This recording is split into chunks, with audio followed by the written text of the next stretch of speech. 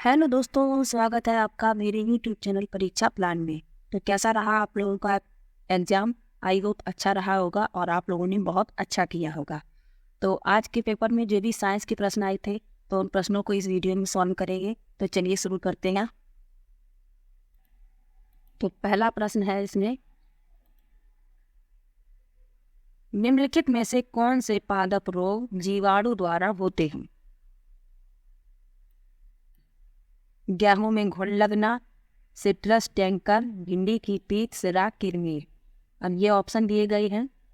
तो जीवाणु द्वारा पूछा गया है तो सिर्फ सिट्रस कैंसर ही जीवाणु द्वारा होता है। बी विकल्प इसमें सही है, केवल बी।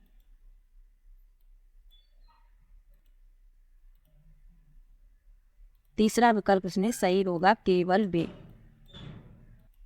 अगला प्रश्न दिया गया है, सही कथनों की पहचान कीजिए। तथ्य एक अवलोकन है जिसे समयोपरि बारंबार सही पाया गया है। बी लिखा है, नियम एक सिद्धांत है जिसे समयोपरि बारंबार सही पाया गया है। तो इसमें जो सही है वह बताने हैं, दोनों ही सही हैं, ए और बी।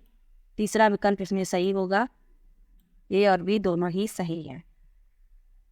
अगला प्रश्न है, उस समुच्चय को ढूंढिए जो कॉलम ए में पादपों द्वारा उनके द्वारा प्रदर्शित अलैंगिक जनन की विधि के साथ सही प्रकार से सुमेल करता है। कॉलम ए और कॉलम बी यानी मिलान करना है। तो चलिए मिलाते हैं। गुलाब में कायिक प्रवर्धन होता है, ए को मिलाएंगे 5वें से। ईस्ट खमीर इसमें मुकुलन, इसको पहले से मिलाएंगे, इसको दूसरे से।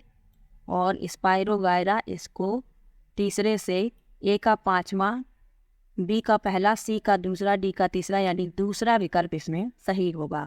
अगला प्रश्न देखते हैं, उच्च प्राथमिक स्तर पर अभावजन्य रोग विषय को प्रस्तुत करने की निम्नलिखित में से कौन सी सबसे उपयुक्त रणनीति होगी? पहला है सामान्य मानव संबंधी रोगों पर परिचर्चा करना। दूसरा है संतुलित आहार की परिभाषा प्रदान करना तथा अभाव की अवधारणा को प्रस्तुत करना। तीसरा है अभावजन्य रोग से संबंधित डॉक्टर के प्रदेशन की व्यवस्था कर उस पर परिचर्चा करना। और चौथा है मानव शरीर में विभिन्न कोशिकाओं और जिन क्रियाओं का वे निष्पादन करते हैं उसे सूचीबद्ध करना। तो इस प्रश्न के लिए पहला विकल्प सही होगा, मानव संबंधी रोगों पर परिचर्चा करना। अगला प्रश्न देखते हैं, उच्च प्राथमिक स्तर पर रासायनिक अभिक्रिया की अवधारणा से विद्यार्थियों को परिचित कराने के लिए निम्नलिखित में से कौन सी अति उपयुक्त रणनीति है? पहला है उन रासायनिक अभिक्रियाओं पर परिचर्चा करना जिनका विद्यार्थियों ने उनके जीवन में संभावित रूप से अवलोकन कर रखा है। दूसरा है संयोजकता, इलेक्ट्रॉन और इलेक्ट्रॉनिक विन्यास की अवधारणा की व्याख्या करना। तीसरा है रासायनिक समीकरणों को प्रतीकात्मक रूप में लिखना तथा विद्यार्थियों को अवलोकन करने के लिए कहना। और चौथा है रासायनिक अभिक्रियाओं को परिभाषित करना तथा उदाहरण देना।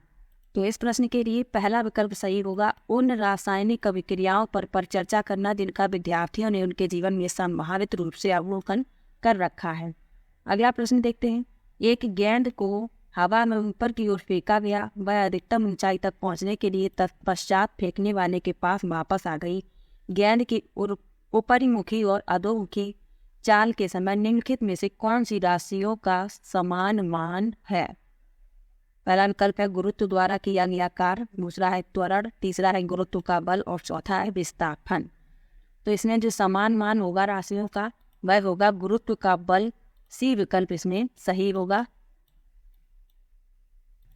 अगला प्रश्न है, न्यूटन के गुरुत्वाकर्षण के सिद्धांत के एक उत्कृष्ट सिद्धांत मानने के पीछे निम्नलिखित में से कौन सा सर्वाधिक उपयुक्त कारण है?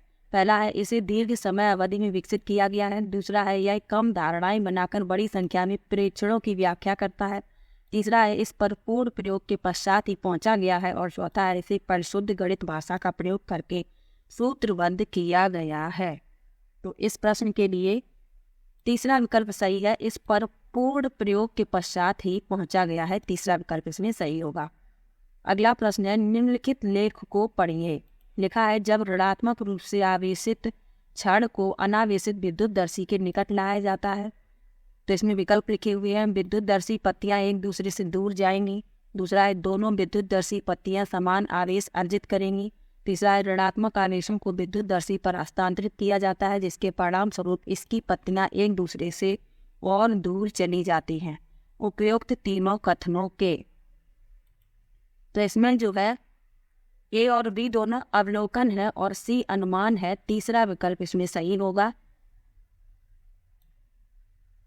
तीसरा विकल्प इसमें सही होगा। अगला प्रश्न देखते हैं।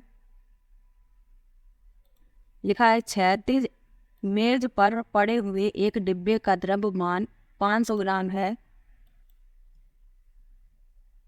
उस पर लगने वाले बलों के संबंध में निम्नलिखित में से कौन सा कथन सही है।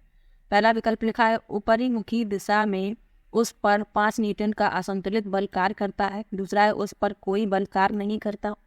तीसरा है अधोमुखी दिशा में उस पर 5 न्यूटन का असंतुलित बल कार्य करता है। और चौथा है संतुलित बलों का एक युग्म उस पर कार्य करता है।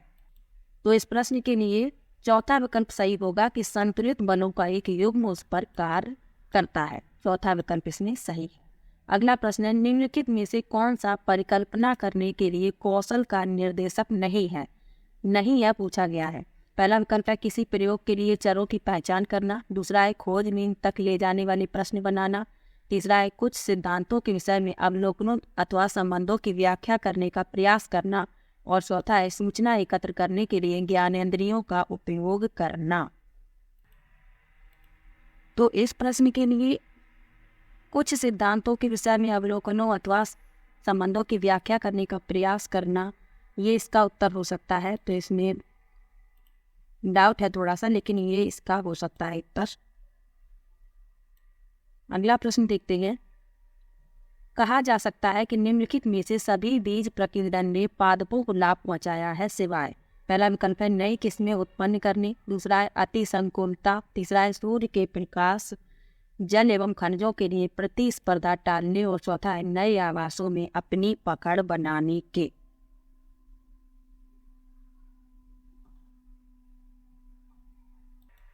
तो इसमें तीसरा विकल्प इसका उत्तर होगा सूर्य के प्रकाश जल एवं खनिजों के लिए प्रतिस्पर्धा टालने के। तीसरा विकल्प इसका उत्तर होगा। अगला प्रश्न है एक्स एक यंत्र है जिसका प्रयोग कोनों के इर्द गिर्द देखने के लिए किया जाता है। बाई के सिद्धांत पर आधारित है। एक्स और बाई क्रमशः हैं। पहला विकल्प है पारदर्शी प्रतिबिंब। दूसरा है दूरदर्शक परावर्तन। तीसरा है बहुरूपदर्शी अपवर्तन। और चौथा है पारदर्शी परावर्तन। तो एक्स है पारदर्शी और बाई है परावर्तन। चौथा विकल्प इसमें सही होगा। अगले प्रश्न में कॉलम ए में दिए गए पदार्थों का कॉलम बी में दिए गए रासायनिक नामों के साथ सुमेल कीजिए। तो मिलान करना है इसमें।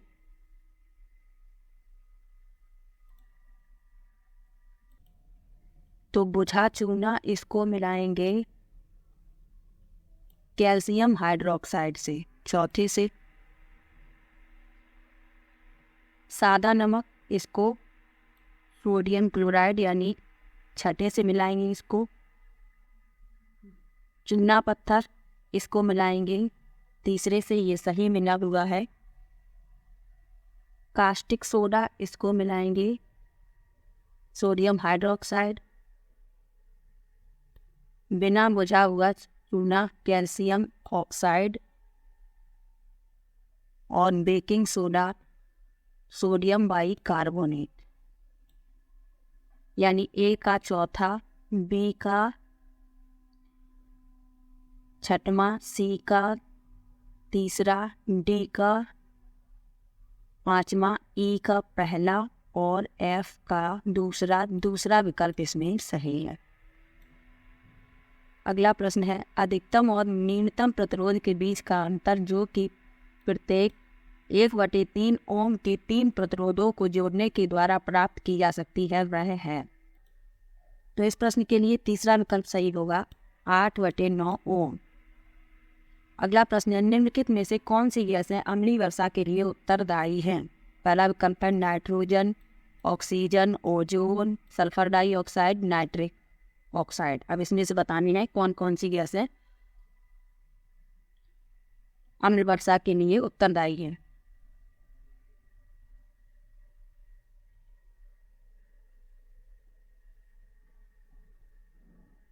तो अम्ल वर्षा के लिए उत्तरदायी है सल्फर डाइऑक्साइड और नाइट्रिक ऑक्साइड, यानी डी और ई पहला विकल्प इसमें सही है। अगला प्रश्न है, अभिकथन दिया गया है, रात्रि आकाश में तारे पूर्व से पश्चिम की ओर गति करते प्रतीत होते हैं। तर्क दिया गया है, पृथ्वी पश्चिम से पूर्व दिशा में घूर्णन करती है। तो इसमें ए और आर दोनों सही हैं, पर आर ए की सही व्याख्या नहीं कर रहा है, तीसरा विकल्प इसमें सही है। अगला प्रश्न है, निम्नलिखित में से पादप सूक्ष्म पोषकों की समुच्चय की पहचान कीजिए। तो इसमें पहला विकल्प सही होगा, जिंक, लौह, मैग्नीज। अगला प्रश्न है, निम्नलिखित अनुच्छेद को पढ़िए तथा उस विकल्प का चयन कीजिए जो सही प्रकार से दिए गए क्रम में रिक्त स्थान को भरे। ध्वनि कंपन द्वारा उत्पन्न होती है तथा भिन्न भिन्न वाद्य यंत्रों के विशिष्ट कंपन भाग होते हैं। एक्स में ध्वनि तानित तारों द्वारा उत्पन्न होती है, वाई में तानित झिल्ली जो कंपन करती है तथा जेड में ध्वनि उत्पन्न करने वाला कंपमान भाग वायु स्तंभ है। एक्स, वाई, जेड क्रमशः हो सकते हैं। पहला विकल्प है इकतारा, वायलिन, पियानो। दूसरा है सितार, हारमोनियम, ढोलक। तीसरा है ढोलक, इकतारा, मुख, आर्गन। और चौथा है गिटार, तबला, शहनाई। तो इसमें एक्स होगा गिटार, वाई होगा तबला और जेड होगा शहनाई। चौथा विकल्प इसमें सही है। अगला प्रश्न है, एक शिक्षिका अपने कक्षा 6 के विद्यार्थियों को शरीर में गति पाठ पढ़ाते समय निम्नलिखित प्रतिबिंब दिखाती है। जल यात्रा करती नाव, तैरती मछली और एक उड़ता हवाई जहाज। वह तत्पश्चात विद्यार्थियों को प्रतिबिंबों की आकृति एवं गति के प्रकार को प्रतिबिंबित करने के लिए कहती है। उत्तर देने के लिए विद्यार्थियों द्वारा निम्न में से किनको संभावित रूप से नियोजित किया जाएगा। वर्गीकरण, अवलोकन, आगमनात्मक तर्कशीलता और मापन। तो इसमें अवलोकन और आगमनात्मक तर्कशीलता बी और सी यानी तीसरा विकल्प इसमें सही होगा। अगला प्रश्न है, निम्नलिखित में से सही कथनों की पहचान कीजिए। सामान्यतः अधातु जल के साथ अभिक्रिया नहीं करते। दूसरा है सामान्यतः अधातु अम्लों के साथ अभिक्रिया नहीं करते। तो इसमें ए और बी दोनों ही सही हैं, यानी चौथा विकल्प इसमें सही होगा। अगला प्रश्न है, वाई, एक्स और वाई गाढ़े काले द्रव हैं जिनका प्रयोग सड़कों को पक्का करने के लिए किया जाता है। एक्स पेट्रोलियम से उत्पन्न होता है तथा वाई कोयले से व्युत्पन्न होते हैं। व्युत्पन्न है, निम्नलिखित में से कौन सा एक्स और वाई हो सकते हैं। तो इसमें एक्स है बिटुमेन और वाई है कोल तार, यानी दूसरा विकल्प इसमें सही होगा। अगला प्रश्न है, नीचे दी गई परीक्षण सामग्री पर विचार कीजिए तथा निम्नलिखित को सुमेल कीजिए।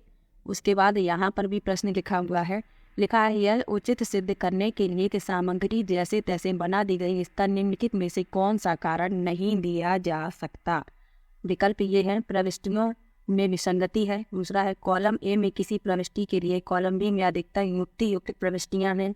दूसरा है कॉलम ए और बी असमान प्रविष्टियां हैं। और चौथा है नृत्य नियमों का सरलता से अनुमान लगाया जा सकता है। तो इसमें चौथा विकल्प सही होगा कि मिलते हुए युग्मों का सरलता से अनुमान लगाया जा सकता है। अगला प्रश्न देखते हैं, निम्नलिखित कथनों को पकी हुई किशमिश को जब कुछ समय के लिए सादे जल में छोड़ दिया जाता है तो वह परासरण के कारण फूल जाती है। तर्क दिया गया है, पादप कोशिकाओं में वर्णात्मक रूप से पारगम्य कोशिका झिल्ली होती है। तो इसमें ए और आर दोनों ही सही हैं और आर ए की सही व्याख्या कर रहा है। दूसरा विकल्प इसमें सही होगा। अगला प्रश्न है, एक पिंड का रैखिक संवेग P तथा द्रव्यमान है, गतिज ऊर्जा क्या होगी। क्लियर नहीं छपा हुआ है, तो इसमें गतिज ऊर्जा बतानी है।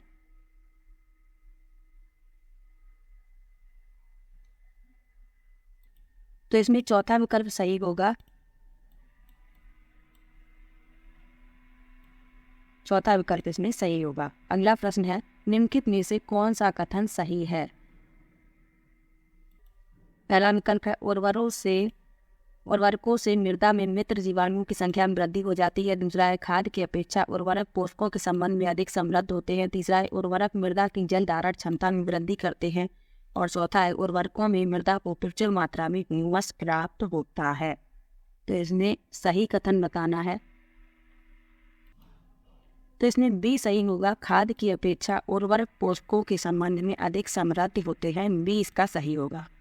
अगला प्रश्न है, निम्नलिखित कथनों को ध्यानपूर्वक पढ़िए तथा सही विकल्प का चयन कीजिए। S1 है, रेयान एक संश्लिष्ट तंतु है। S2 है, रेयान को बिना किसी प्राकृतिक कच्चे माल के प्रयोग के बनाया जाता है। तो इसमें दोनों ही गलत हैं,